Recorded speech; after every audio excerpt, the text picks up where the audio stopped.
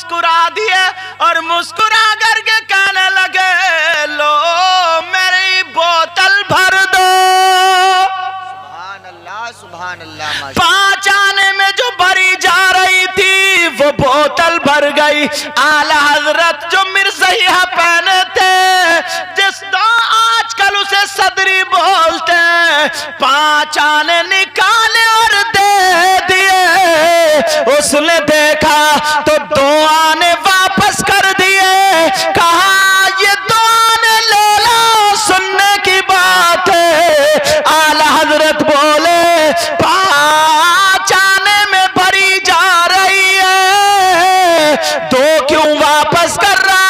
कहे इतने बड़े अल्लामा आला हजरत मेरी दुकान पर है, 2 आने दे रहा हूं, छोड़ रहा हूं। बरेली का इमाम बोला, रख लो अहमद रजा का इल्म 2 आने में बिकता नहीं है। जिंदाबाद जिंदाबाद जिंदाबाद। माशाअल्लाह माशाअल्लाह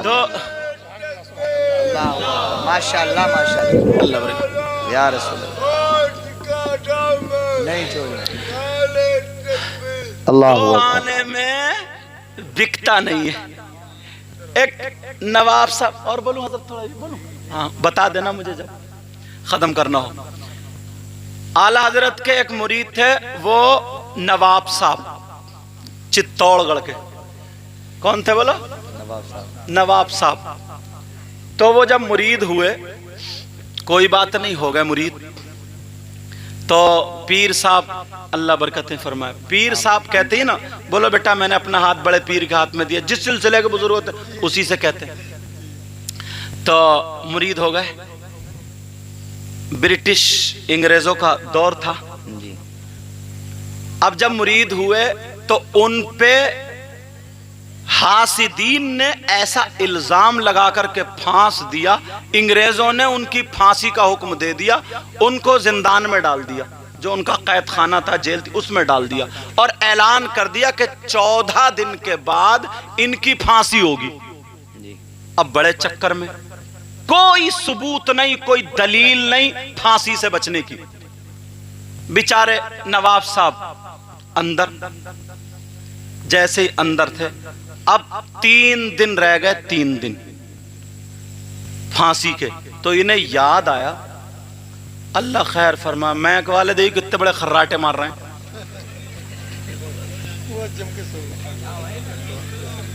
कोई बात नहीं, कोई बात नहीं, सोने दो यार, सोने दो। हाँ, उनका रोजाना का काम रहता है ना, मगर ये गिर नहीं रहे यार, कुर्सी बैठो सो। चलो खैर, दुआ करो कि ये ना गिरे। रोज का काम। तवज्जो, चलो तवज्जो, ये रख दो बेटा। अब वो जब 3 दिन रह गए, मेरी तरफ तवज्जो रखो, अब उन्हें मत देखो, मुझे देखो। जब 3 दिन रह गए तो उन्होंने कहा कि मैं कोई लावारिस थोड़ी हूं, मैं भी तो पीर का मुरीद हूं। रात को रोते हुए पुकारने लगे, कहने लगे मैं कोई लावारिस नहीं हूं। आला हजरत मुझ पे कोई इल्जाम भी नहीं है, मैंने कोई काम भी नहीं किया, खाली इल्जाम लगा और फांसी हो रही है। ऐसा तो हो नहीं सकता कि फांसी हो जाए। रात भर रोते रहे, दुआ करते रहे, रोते रहे, दुआ करते रहे। ख्वाब में आ गए आला हजरत माशाअल्लाह, और साथ में बड़े पीर साहब भी थे। सुभान अल्लाह बोलो। कहा बेटा, जो मैंने कहा था ना कि बड़े पीर के हाथ में हाथ दिया तो इनके हाथ में हाथ दिया था, अब मांग लो। कहा सरकार, ना तो कोई गलती है, मगर इल्जाम इतना तगड़ा लग गया कि 2 दिन रह गए, परसों को फांसी लगेगी। बड़े पीर मुस्कुराए, यहां मोढ़े पे हाथ रखा, कहा बेटा परसों को तुम्हें फांसी नहीं होगी, तुम घर जाकर के नाश्ता करोगे। सुभान अल्लाह। नवाब साहब ने जब इतना सुना, आला हजरत भी बोले परसों को घर जाकर के नाश्ता करोगे। सुबह को आंख खुली, बिल्कुल मुतमईन हो गए, बोले अब फांसी नहीं हो सकती। अब उनके जो बहुत करीबी दोस्त थे ना, वो मिलने आए। आए, बोले नवाब साहब मैं आपके साथ में रहे हूँ, दोस्तों में हर तरीके की बात होती है, अगर कोई गलती हो गई हो तो माफी तलाफी कर लेना, परसों को जो है तुम्हारी फांसी हो जाएगी। तो बोले पागल हुआ, परसों को मुझे फांसी नहीं होगी, मैं घर जाके नाश्ता करूंगा, और तुम मेरी बीवी से कह देना नाश्ता बना के रखे, परसों को घर आके नाश्ता करूंगा। वो समझा ना नवाब साहब का दिमाग चल गया कि नवाब साहब ने दिमाग पे लोड ले लिया कि यार अब तो हो गई बात इतना बड़ा, तो अब मामला ही है। उसने घर जाके उसकी बीवी से कह दिया दुआ करो नवाब साहब बुरे फंस गए। बोले क्यों? बोले उनका दिमाग चल गया। बोले क्यों? बोले बेकी बेकी बातें कर रहे हैं। बोले क्यों?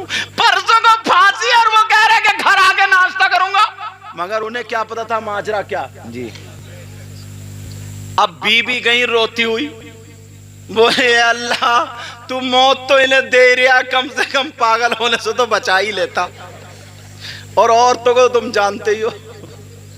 कहे अल्लाह तू इन्हें मौत तो दे ही रहा, पागल होने से बचा लेता, मौला तू इन्हें पागल भी कर दिया, मेरे नवाब साहब को पागलपन से ठीक कर दे। नवाब साहब बोले पागल होगा तेरा बाप।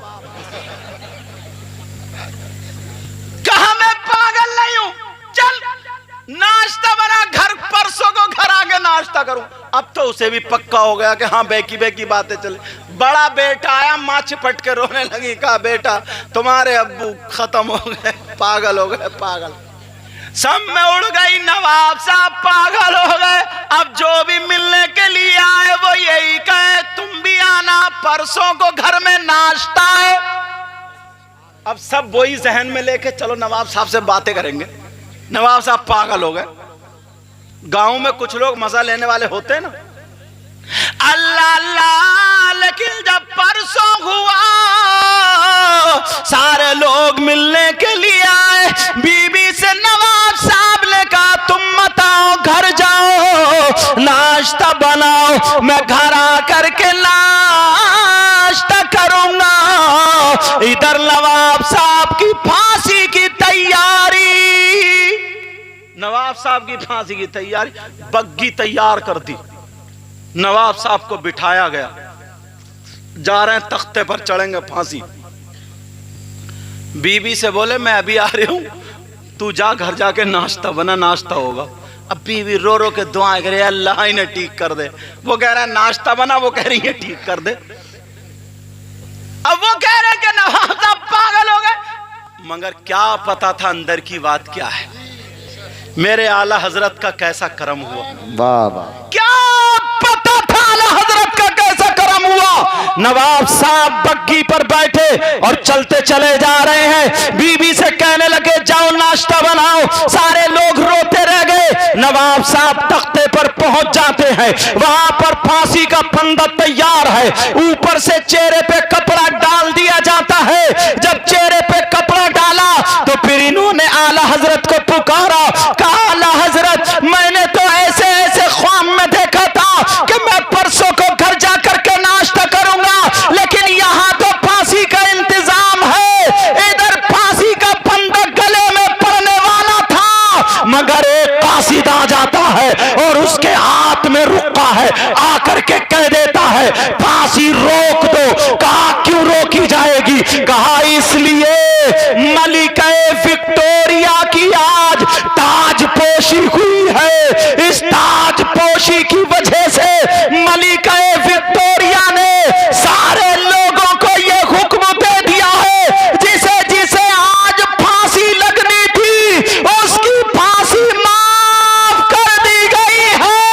सुभान अल्लाह, नारे तकबीर, नारे रिसालत, नारे गौसियत, मसलके आला हजरत, फैजाने आला हजरत, कलामे आला हजरत, खानदाने आला हजरत, फतावे आला हजरत, जश्ने दस्तारबंदी हुजूर सैयद मुकीमुर रहमान साहिब किबला जिंदाबाद जिंदाबाद। माशाअल्लाह माशाअल्लाह। तो जैसी मोहब्बत करोगे वैसे ही पाओगे, जैसी मोहब्बत करोगे। और आजकल तो लोग अगर मुरीद भी हो रहे हैं तो मतलब के लिए, और पीर बन रहा तो वो भी मतलब के लिए। जैसी तेरी दाल भात वैसी मेरी फातिहा। अल्लाह माफ फरमाए। लेकिन सुनो, नबी ने फरमाया 3 तरह के लोग ऐसे हैं जिनकी कोई इबादत काबिल कबूल नहीं। यही तो थे। नंबर 1, शाबाश, अल्लाह ताला आपका भला करे, आमीन। इतने लोगों में बहुत कम लोग। नंबर 1 वो कौन है जिसकी कोई इबादत काबिल कबूल नहीं? माँ बाप का नाफरमान। सबक मत भूलना। कौन बोलो? माँ बाप का नाफरमान। अब दूसरा, ना गीबत करने वाला, वो तो मैंने वो बताया था अलग से कि गीबत करने वाला कौन है मालूम है? ये बताया था कि ऐसा है जैसे मरे हुए भाई का गोश्त खाना, वो अलग था, समझे? वो उससे पहले बताया था। और उससे पहले बताया था जो सूद लेता है, समझे, उसका गुनाह ऐसा 70 दर्जे होते, उनमें से सबसे छोटा वाला दर्जा उसका इतना बड़ा गुनाह जैसे माँ के साथ बेटे का मुंह काला करना। ये मतलब था ना। अब ये हदीस चला रहा था मैं। 3 तरह के लोग ऐसे हैं जिनकी नमाजें भी कबूल नहीं, जलसे भी कबूल नहीं, कोई इबादत, नारा भी कबूल नहीं, तकरीर भी कबूल नहीं, नात भी कबूल नहीं। वो कौन है? उनमें से नंबर 1 माँ बाप का नाफरमान। अब दूसरा बताने जा रही हूं। दूसरा बता दूं, वमन्नान, एहसान करके एहसान जताने वाला। जी। आज लोग मौका देखते हैं कि जरा सी बात मिले और इन दोनों में ऐसे ऐसे करा दूं। कुछ लोगों करते हैं हजरत, कुछ लोग ऐसा करते हैं कि बस जरा सा मौका मिल जाए तो ऐसी जली कटी बातें झूठ सच्ची मिला के उन दोनों में नफरत पैदा करा देते। ये दिल का मैल, हसद, कीना, बगावत, इसको दूर कर दो।